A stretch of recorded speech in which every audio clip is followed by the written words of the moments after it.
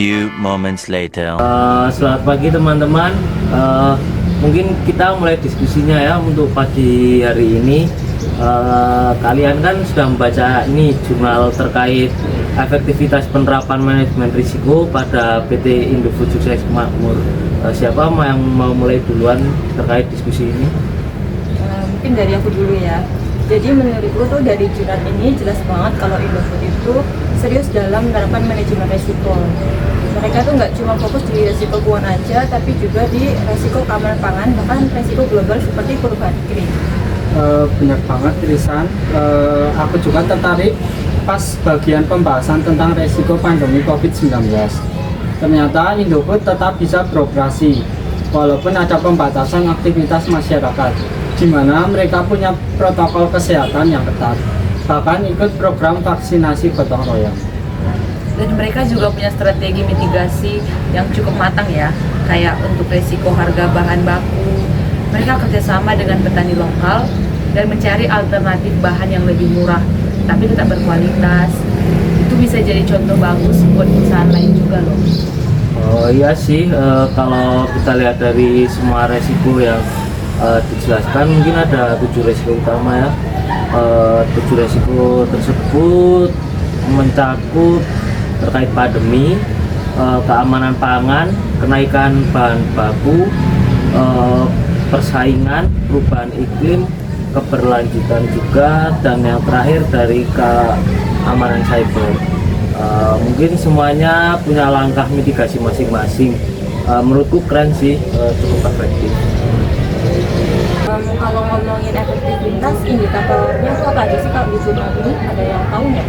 Aku ingat bagian yang menjelasin soal efektivitas itu disebut bahwa efektivitas bisa dilihat dari sejauh mana tujuan bisa dicapai. Ada beberapa standar juga, misalnya kebijakan strategi, perencanaan yang baik, sarana yang cukup, sampai ke pengawasan yang efisien. Dan juga Indofood udah mencentang semua indikator itu, di mana mereka punya SOP yang sesuai ISO, punya kontrol di setiap proses produksi, dan bahkan audit keamanan TI secara berkala. Oh iya, bahkan mereka juga punya customer service Indofood untuk feedback produk dari pelanggan. Jadi nggak hanya bicara soal internal saja, tapi juga eksternal stakeholder. Aku pribadi itu paling tertarik sama bagian resiko keberlanjutan. Itu kan ada ESG, Environment, Social, sama Governance. Jadi Indofood itu ternyata punya kebijakan lingkungan dan aktif melibatkan masyarakat sekitar juga. Iya, bahkan mereka punya pelatihan dan program kesadaran gizi buat masyarakat. Jadi nggak cuma cari untung, tapi juga tanggung jawab sosial mereka bagus.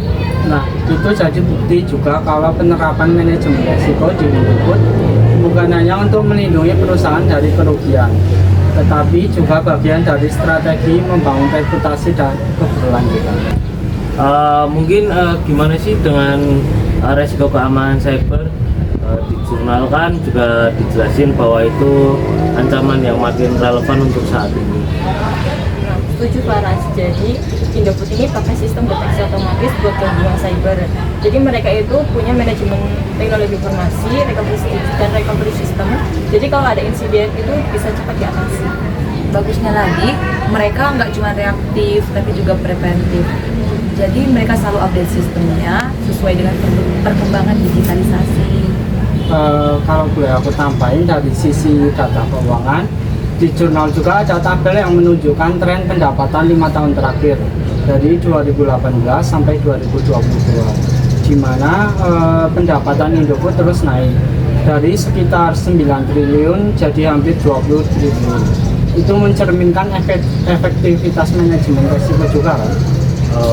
Benar banget sih, kalau mereka gagal mengelola resiko seperti kenaikan harga bahan baku atau persaingan, pasti bakal berdampak langsung ke pendapatan.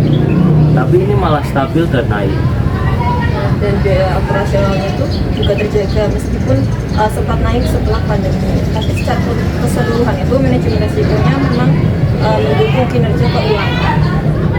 Kalau kita simpulkan ya, bisa dibilang Indofood itu udah menerapkan manajemen risiko secara holistik.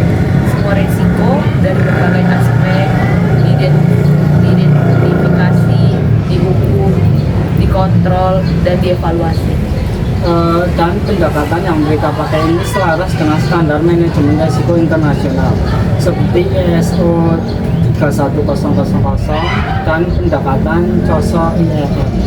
Walaupun jurnal nggak eksplisit sebut itu, tapi dari metode dan praktiknya sih udah kelihatan.